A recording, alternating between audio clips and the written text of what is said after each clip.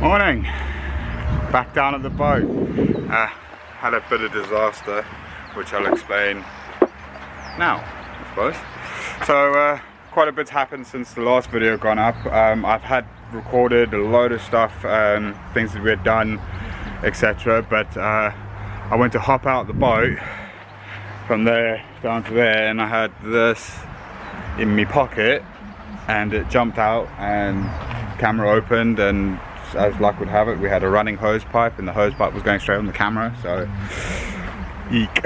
Luckily the camera, funnily enough, was absolutely fine after I dried it out, because it was off, so no circuitry went or anything like that. But the memory card was buggered. Put it in, couldn't read it, tried multiple devices, just dead. So I lost all that footage. So a brief catch up. We've grinded the deck right down. It's a bit damp now, so we're just waiting for that to dry out. Deck's been grinded back completely, and as you can see, the white areas, we've ground that back down, ready for fiberglass. And as you can see on that side, we've put in the expanding foam, so that should add a bit of rigidity, because I did record this bit earlier, but there was a massive gap between there. So whoever fiberglassed this before left about a 2-inch gap between the hull and the actual deck board. You can kind of see here where I've already foamed on this side and sort of smoothed it down. That was just a void. So they came down with the fiberglass straight across and there with this massive void. So as soon as you stepped over here or anywhere along here, it just, well, cracked. It's supposed to be a sealed deck, so not so much of a sealed deck anymore. So we've sorted that out. I've just done that foam right now, so I'm waiting for that to cure and go off. Whilst that's curing and going off, I'm hoping the surface moisture on the deck will go. It's not a particularly hot day, but finally the rain is gone, and that's kind of what's stalled the project too. Just constant shit weather, just can't do anything. The engine, we got the part, and I'll jump to a clip now that kind of was like successful, but then not. So I'll jump to that now. That's going to go through there. So it sits in that one, doesn't it? To go through.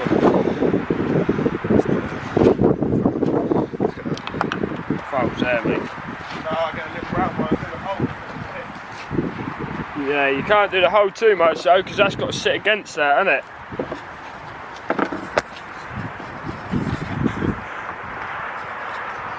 Well, it's about 4 weeks after we took the engine apart. We're finally back down to put it back together. Memory card failed on the last thing, so we got no idea what we're doing.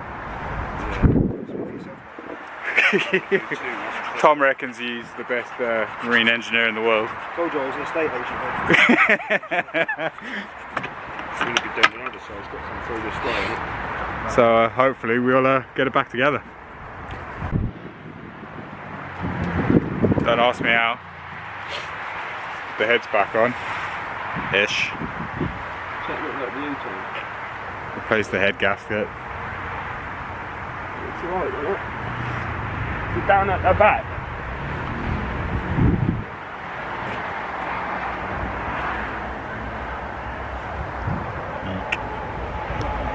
I had a bit of an issue with the getting the pin that goes through the gear shifter rod, because we had actually snapped that out. Managed to get that back in. That will be compression lock probably. Yeah, that's exactly what it is, bro. Check me out. He's made a coffee and he's come back out and engineered it. You knows it.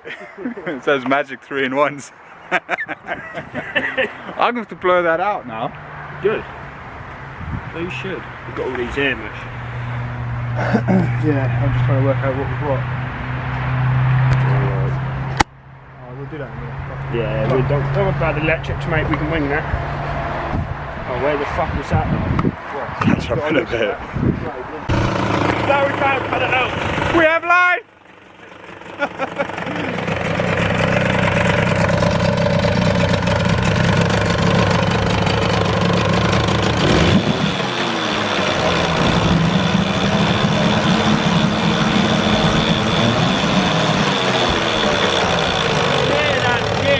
is that? Is it? Yeah, that's on.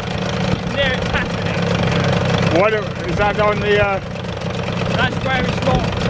You have to get this done properly, and then you can move it up and down to set the settings on it.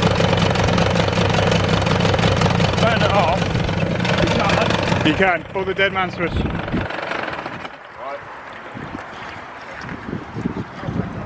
So pull that down. Just over there and then click that back up. Right. You see how easy it is once it's fucking.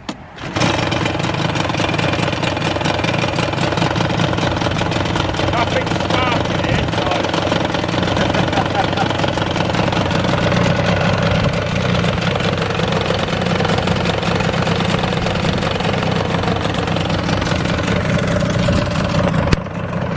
Yeah, buddy. Yeah,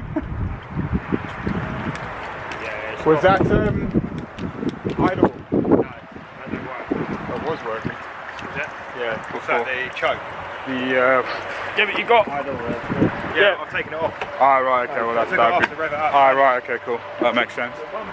See, we do know what we're doing. Yeah, that's definitely lower end, that's definitely, isn't it? Is it? There it's down in there. Yeah. Where this ain't properly lowered up. Good. There we go, we're off. All right. Just put it back. Finish it up and a few minor adjustments, and then we're good to go. See you Saturday. So the engine works, but doesn't go in and out of gear. That part that we replaced, we fixed the problem, but the problem is in the process of getting this part out. As you can see, that pin should be attached to a cam that then pushes this up and down, which then pushes it in and out of gear. So in the process of taking this rod out initially, this snapped off the cam. We pressed it back in, tried to put a bit of resin on there, just vibrated. We've got, as you can see in that clip, the engine was running, it was started, but you could hear that ticking noise. That was this had vibrated free and was now loose. So I've now got to strip the head again. So that's something I'm going to do today. Take the cowling off, strip the head off to get the cam out, so that I can give that to my mate Fitzy or Dan, one of the two, and they're going to weld this back in place. Or if they can't weld it back in place, they work down at Hythe Marina. Fitzy actually runs the place, or it's his firm, so luckily I know someone, and he'll machine a new pin for me to put back in, and then that's the engine done. As you saw the clip, the engine runs fine, it's brilliant. Pumps water now like it should after changing the impeller. What else have I done? We've got the wood sanded back and stained. Let me jump in. I've run the wiring for the anchor light and the run the anchor light, the electrics for the anchor light and the running lights, which will sit on this. Probably still going to replace that. The bulb does work, but the housing's a bit naff, so I'll probably still replace that. And then install the switch panel, 5 gang, voltmeter, cigarette lighter, and dual USB, 2.1 amp, and they're both 2.1 amp, brilliant. Charging for the phone and anything else we need to charge. The one other thing I'm waiting to arrive is a solar panel and charging kit, so I'm going to put that on the side over here, because on the mooring, this is the side that faces south, so this is going to get sun all day, so that's going to keep the battery chickle charged. And off of this switch panel we'll run the lights and anything else we want to add on. And then the other job for today is in here. I'm going to cut a well out to install the bilge pump, because as I've said, this is going to be a sealed deck, so we're going to need to have a bilge pump in over there, lower than the deck itself. Drill some holes at the base of here, along here, so the water can drain into there, drop down into the well, and then activate the pump, which has got a float switch, which will then pump out the water. Again, that's why we want the solar panel because we don't want the water pump draining the battery all the time. Yeah, and that's about it. We've got our rope sorted. We've got 200 foot of rope and 20 foot of chain. We're still deciding on the anchor. We're not sure whether that one's good enough or big enough yet, but we'll take it from there and see what happens. Try and get some filming, a bit of time lapse and things like that. Mickey staining everything, and get those doors off. We'll sand them down. You'll get staining on that. Wash this deck off completely with acetone and sweep it, hoover it, try and get as much of the dust off as possible in preparation for the fiberglassing, which I hope will start today if this deck dries out enough. But yeah, catch up in a bit. Right, so what I've done and so far is, as you can see, I've cut the hole out. I'm just test fitting the bilge pump, which is great. That there you can actually see is the keel. And if I take this out, that there, the water runs down underneath this area here. So I'll zoom it in for you. And then down there, you can kind of see the water flowing that way. Down there is the actual hole where the what do you call it, the bung is. So I'm actually glad I found this area, because that's the hole and that's part of the keel over there. So even if there is a leak in the deck, the water's going to be down there, which means that pump will be able to pull it all out on the mooring or even out at sea. Obviously what I've got up the front there is the expanding foam, so that whole front half of the deck should be good, should be sealed, and then any water that does get in for whatever reason, rain when it's on the mooring, should all run down, collect in there, which the bilge pump will then, the float switch in the bilge pump will lift up and then activate and then pump it all out. So there will always be a little bit of water in there, but it shouldn't ever be too much because the pump will get most of it out. So you can see there's a load of styrofoam in there.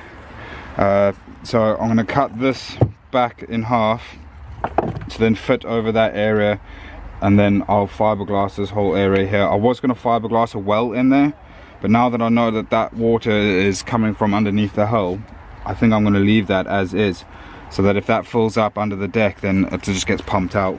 I don't know, let me know what you guys think, but that needs to dry out before I fiberglass anything, so there'll be time for you to leave some comments. So yeah, let me know what you think. I will re-fiberglass this area here because it's all shitty, so I'm just going to redo this stuff and this up here. I might seal over this for the styrofoam, but I don't know. Oh, chocolate. So yeah, let me know what you think. We'll take it out. Take that up in the next episode, I reckon. I suppose next bit is battery wiring. I've got a couple of bus bars which I'm just waiting for the tide to come in, so I can get the dinghy out. I've got my little outboard with us. We'll hop out to the other boat, grab the bus bars off of that, so I can get this all wired up and connected, and we can test the circuit to make sure that all works. Yeah. Well, bit of progress done. The deck seems to have dried out. We've cut the expanding foam back. Deck's dried out a bit, but sod's law. Get some raindrops on the. There's some rain. Light, very light drizzle starting to fall. We've got some more stain done on the wood. I've got the switch panel hooked up. Battery needs a charge. You can see it's on 10.2 volts, but all the switches work. Not connected up to anything now, but they will gotta get the pump in there, which now works because we've got the battery, nicked a few bits of off the old boat, the bus bar and stuff like that. The wiring's just loose in there at the moment. I will tidy up all of that up. That was just for, left a load of extra slack just for test fitting, for sort of proof of concept, etc. Yeah, so now it's just going to be a bit of tidying up, wire up the bilge pump so that's in place, clean that area out. I'm going to try and get that bit done at least on the fiberglass, but obviously I need to clear all of this out and get that fiberglass. That's still going off because it's there's a bit of moisture in there, so it's taking a bit longer. But yeah, getting there slowly. Just want to get it out or get it on the water now. I'm sort of tired of messing about with the boat. Just want to get it done.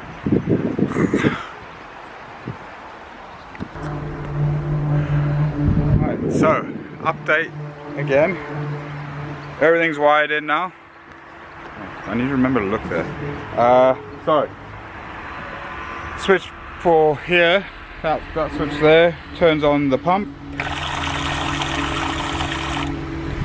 And then this switch over here is the one that we'll leave on permanently for the float switch. So to make sure that works,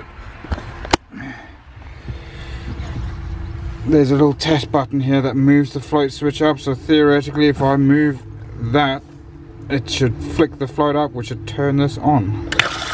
Way! Perfect. So what that means is basically I don't have to worry about having to come out of the boat, because I leave my boat on the mooring and I don't have a cover for it. I now don't have to worry about every time it rains about checking the tide times to then be able to get on my dinghy, go out to the boat and pump it out.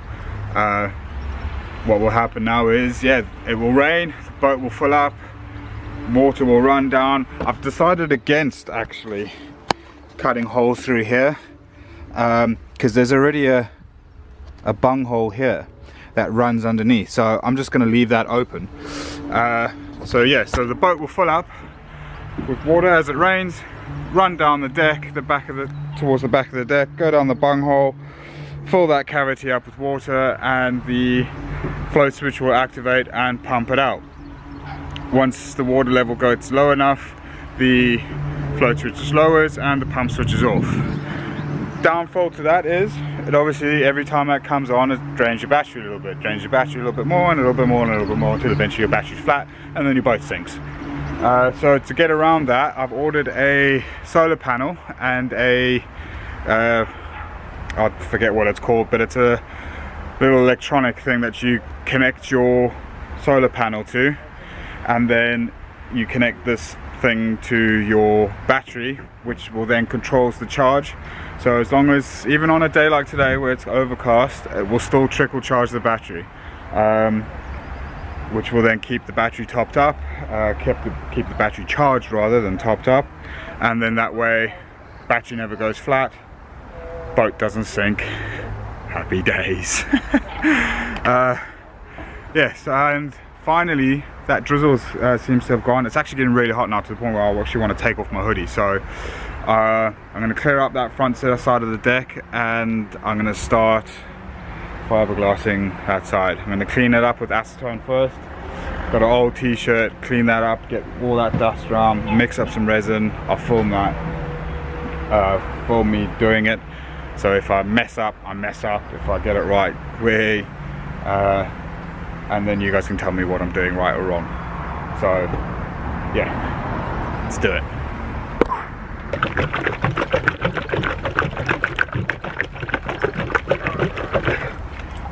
Resin.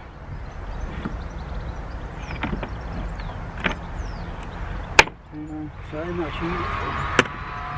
how much you use of that resin to Last year on the other boat, I only used half a 10.5 resin, both sides, the whole deck, 3 times, top and bottom.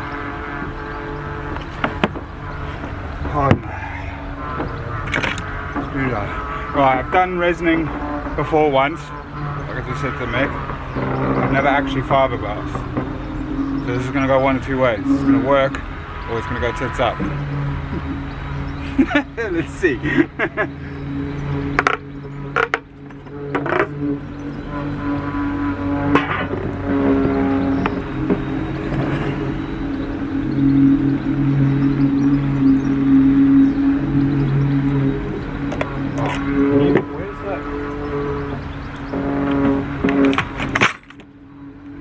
Fiberglass roller. Yeah, we forgot that.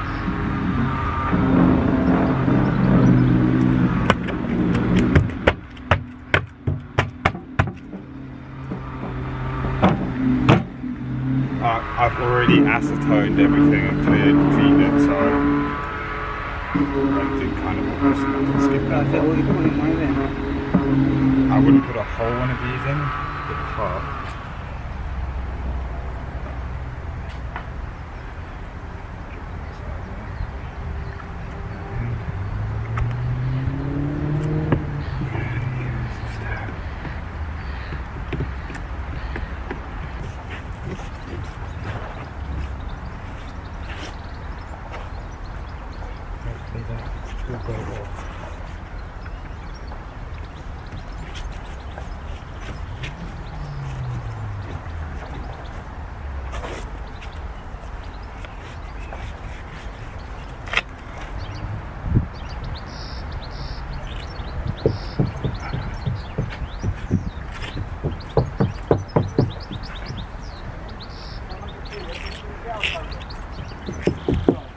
What friends on YouTube have told me is when you're putting it on, dab it in, don't brush it on, and you want the oh, are you even looking at the right stuff? Yeah.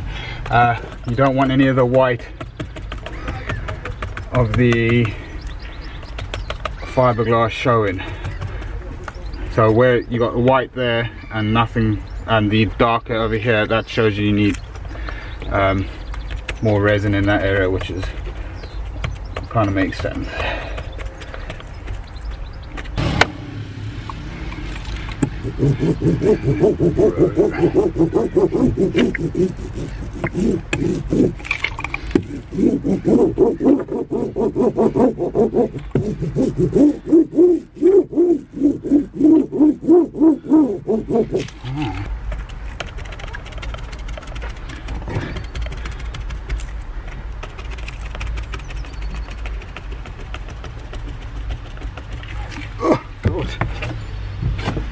Stuck.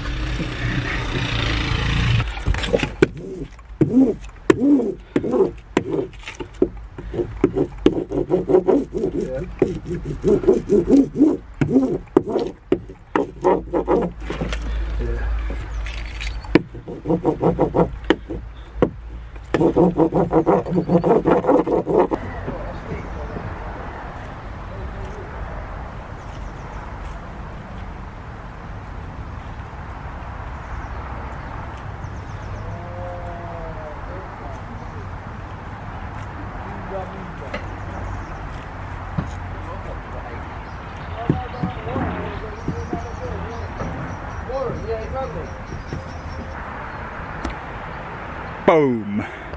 Wow. First time fiberglassing. It is messy. So those side bits are all done. Side bits are done. Starting to go off, which is a good sign, and what's in frame now is done. And then we need to do this area up until here. What a mission. It's dirty work.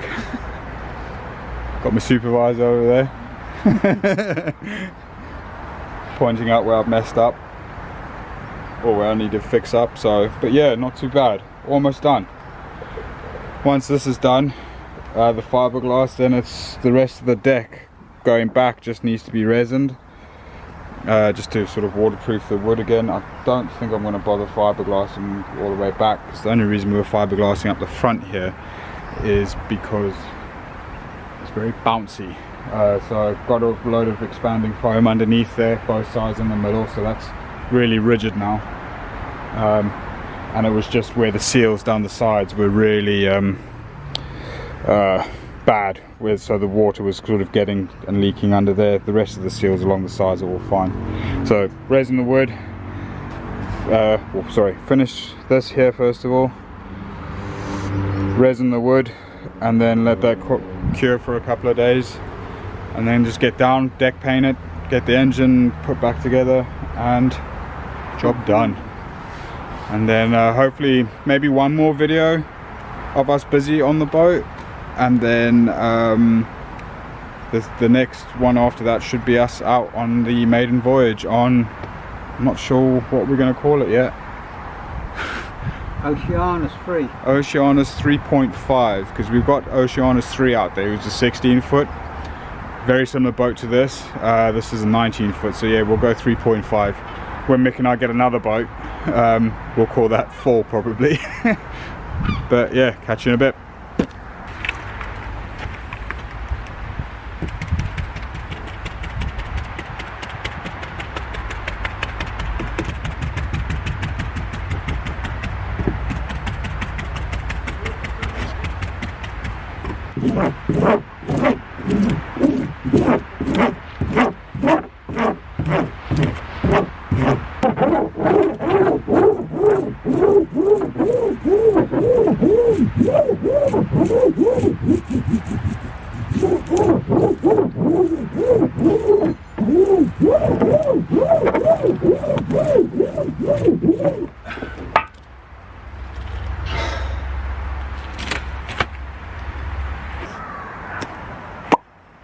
And there we go. Front half. There we go. Front half of the deck. Fibreglass. Ta-da! I guess we'll find out in an hour or two or a day's time whether this is a yay or a nay. Like I said earlier, it's the first time on Fibreglass, so we'll see. Ooh, I don't know if I put this on camera yet, but let me 2 seconds.